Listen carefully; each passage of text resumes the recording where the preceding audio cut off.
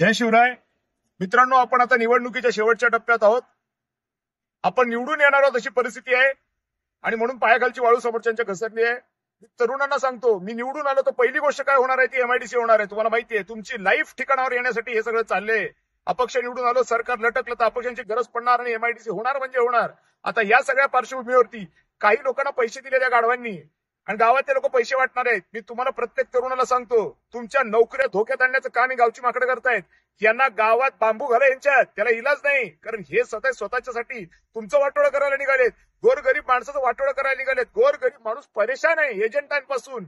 अनेक लफडी आहेत. या सगळ्या लफडीमध्ये आपल्याला पडायचं नाही नसेल तर आपल्याला निवडून यावं लागणार आहे. म्हणून ही माकडं जी घाण करायला निघाली आहेत यांना सटका. पोलीस बिलीस मी बघून घेईन, काही काळजी करू नका. केसेस झाल्या तर मी माझं वावर विकीन आणि तुम्हाला बाहेर काढीन. पण झालं यांना ठोका, कारण यांना ठोकलं नाही तर हे वाटोळं करतील.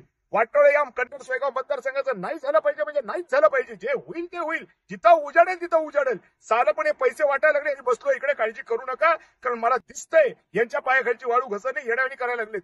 माणसं 15-15 हजार 20-20 हजारची पाकिटं चाललेली आहेत. आता यांना ठोकलं नाही तर आपली ठोकलं जाईल. त्यामुळे आता आपली अस्तित्वाची लढाई आहे, पोरांच्या भवितव्याची आहे, सर्वसामान्य माणसाची इज्जतीची आहे. आता काहीही करा पण याला हाकणा आणि ठोका. बाकी जबाबदारी माझी. मागं पुढे बघायचं नाही, वाजवून काढायचं, बमकवायचे सरळ.